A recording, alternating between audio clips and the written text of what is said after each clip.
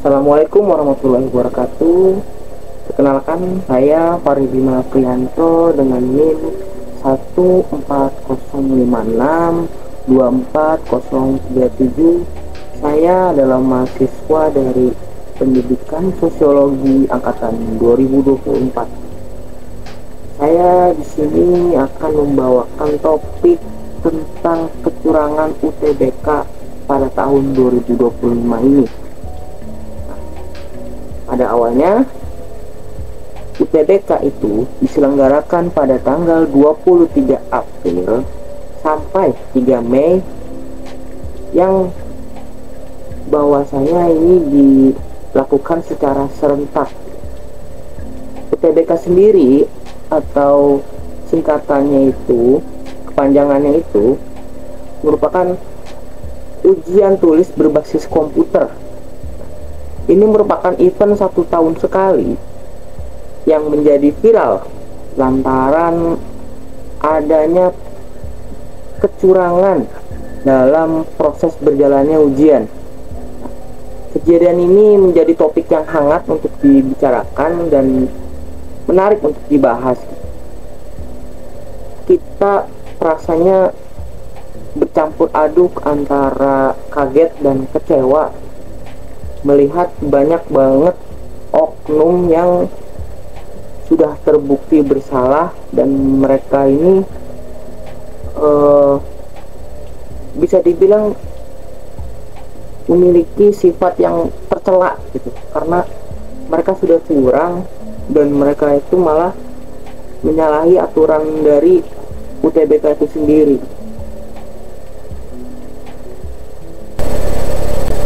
Sebelum lanjut pembahasan, alangkah baiknya bisa disimak dulu berita tentang kecurangan UTBK tersebut.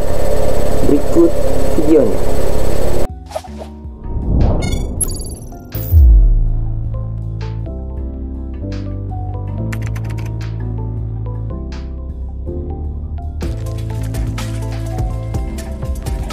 Jumlah peserta UTBK yang kita dapati itu ada 13 peserta UTBK. Jumlah peserta yang terlibat kurang lebih 50. Jumlah jokinya kurang lebih 10. Yang berikutnya yang menarik dari yang bermasalah ini, mayoritas pilihan prodi adalah fakultas kedokteran.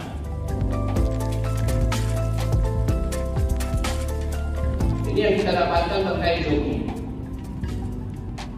Jadi ada 4 kartu peserta. Jadi dengan satu foto yang kita dimainkan dengan AI, dirubah-rubah kita ke depannya. Nama asli jokinya Lukas Valentino Nainggolan. Peserta yang dijoki sementara sebanyak 4 orang. Jadi bayangkan teman-teman, ini ada kacamata ini. Kacamata ini pasti ketika metal detektor kan akan lolos. Tapi ternyata di dua sisi kacamata ini dipasang kamera. Di balik kamera itu ada mikrofonnya, dan ini seperti ini hampir kami tidak bisa temukan. Ini ditemukan karena laporan peserta di sampingnya. Jadi ini dikendalikan dari hotel ya, hotel. Jadi yang mengerjakan soalnya ada di hotel. Ini juga diundip, kamera dan HP dipasang di sikut. Sikut itu berarti perempuan ya. Sikut sini ya, yang dalamnya jilbab ya. Transmitternya diduga dipasang di kunci rambut, kemudian dengan alat bantu dengar. Jadi mirip-mirip yang kacamata tadi di operasionalnya nih. Cuman ini kameranya ada di sikut, kemudian transmitternya di kunci rambut untuk mentransfer, kemudian alat bantu dengar dipasang di telinga. Itu alat bantu dengarnya di bawah, lihat ukurannya. Kepingan ruang logam 500, alat bantu dengarnya kayak gitu kecilnya. Nah, ini yang ada di Universitas Jember. Pelanggaran yang melibatkan orang dalam yang memasang perangkat sebagai proxy untuk mengumumkan isi peserta dengan jaringan eksternal. Jadi ketika digeledah, itu disembunyikan seolah-olah di atas kardus printer di atas lemari itu. Yang berikut sanksi, sudah pasti. Kalau data yang sudah kita dapat, kita akan blokir untuk masuk ke PTN dan sebagainya. Artinya kita benar-benar ingin memberikan efek jelas seperti yang kita sampaikan tadi.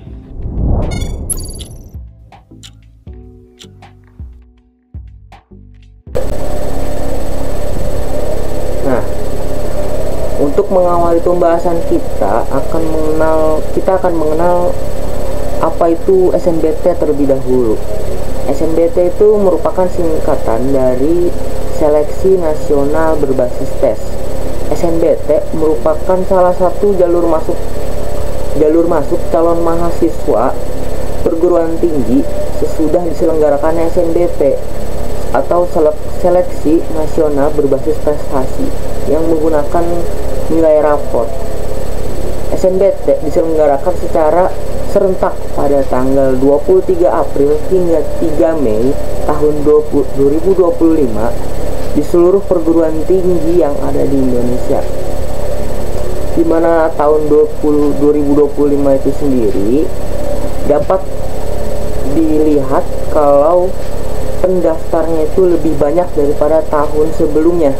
Nah, di mana tahun 2025 sendiri terdapat 860.976 orang. Sedangkan tahun sebelumnya yaitu tahun 2024 sebanyak kurang lebih 785.000 orang. Nah, mungkin dari peserta yang banyak banget itu terdapat suatu oknum yang bersembunyi di antara mereka.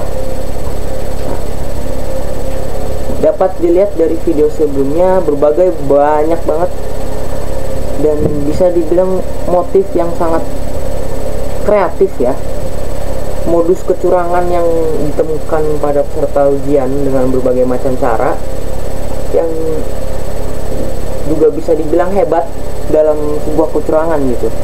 Banyak dari peserta ujian ini menggunakan teknologi-teknologi yang modern yang bentuknya itu susah dan sulit untuk diidentifikasi gitu. Contohnya seperti penggunaan kacamata yang di dalamnya itu ada kamera kecilnya.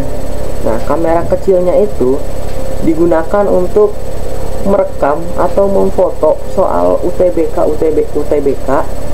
dan itu dia disimpan dan akan digunakan sebagai material jual beli gitu.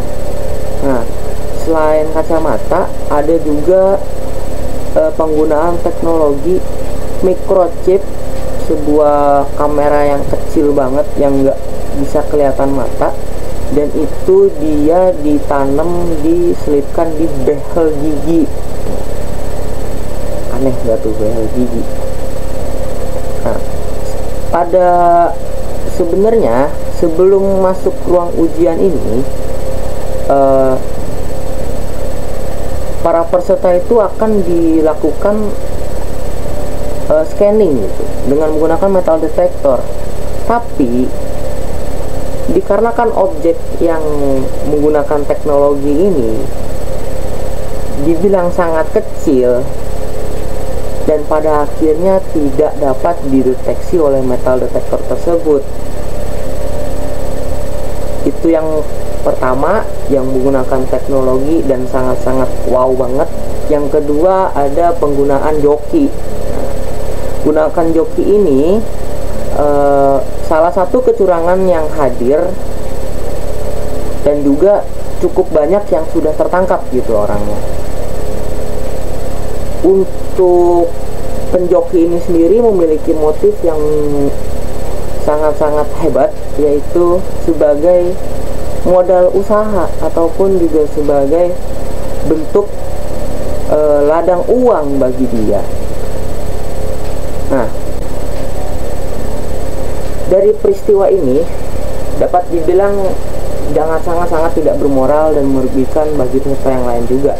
Dari kejadian ini dapat dianalisis dari sosiologi organisasi pendidikan. Yang pertama itu adanya budaya dan struktur organisasi yang masih lemah gitu. Kurangnya kejujuran pada setiap peserta membuktikan integritas suatu organisasi pendidikan yang relatif itu masih lemah. Banyak institusi pendidikan mulai dari sekolah ataupun bimbingan belajar bimbel yang masih berfokus pada hasil akhir yaitu anak ini lulus atau enggak gitu. Nah, dan tidak memprioritaskan proses yang anak itu lakukan gitu. Dengan kata lain, mereka menanamkan mindset hasil itu di atas segalanya. Jadi proses disingkirin dulu, nggak diliatin gitu. Dari pernyataan itu, para siswa cenderung untuk mencari berbagai cara gitu. Bagaimana sih caranya mendapatkan akhir yang memuaskan ini gitu. Dan mungkin ini menjadi motif salah satunya munculnya kecurangan di UTBK ini. Selain hal ini juga terdapat adanya perilaku kolaboratif ya antara peserta-peserta oknum ini dengan pihak dalam gitu. Nah, pihak dalam ini mungkin terlibat penjoki ataupun oknum-oknum kecurangan ini dengan menggunakan pendekatan malah yang negatif gitu, dan dijadikan ujung-ujungnya ladang uang juga. Ini merupakan keadaan yang cukup prihatin dan juga merupakan krisis kejujuran yang berlangsung dalam ujian UTBK gitu.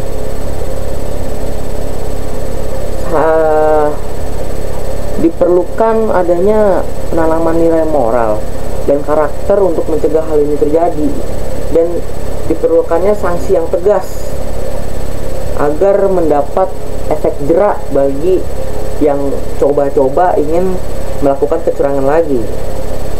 Dikarenakan kasus ini terlihat bahwa dinamika sosialnya itu sendiri dari organisasi-organisasi pendidikan ataupun bimbingan belajar yang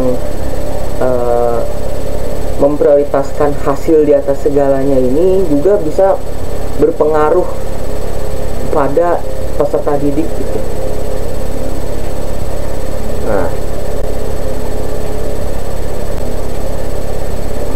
dari fenomena kecurangan UTBK ini dapat dilihat sistem pengawasan dan integritas dari para peserta itu dibilang lemah, dan memang perlu adanya sebuah perubahan atau reformasi dari sistem pengawasan itu sendiri dan penilaian dari organisasi pendidikan itu sendiri. Memang banyak tantangannya yang akan dihadapi, tapi diharapkan juga bahwa sistem pengawasan ini sendiri juga dapat beradaptasi dengan perubahan-perubahan teknologi yang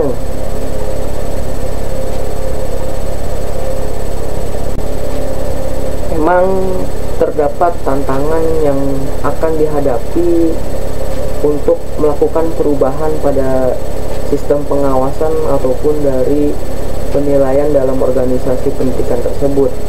Namun diharapkan dengan adanya reformasi ini, para peserta didik ataupun nanti calon mahasiswa baru ini tidak melakukan kecurangan ini di tahun depan ataupun di masa yang akan mendatang. Dan kecurangan UTBK ini juga dapat dijadikan suatu evaluasi bagi kita untuk kedepannya dapat menanamkan perilaku jujur dan juga proses yang penting untuk mendapatkan hasil yang kita mau. Bukan hasil di atas segalanya, tapi proses dulu untuk menentukan hasil. Mungkin sekian dari saya pembahasan untuk kecurangan UTBK tahun 2025 ini. Saya Fahri Bima Prianto. Jikalau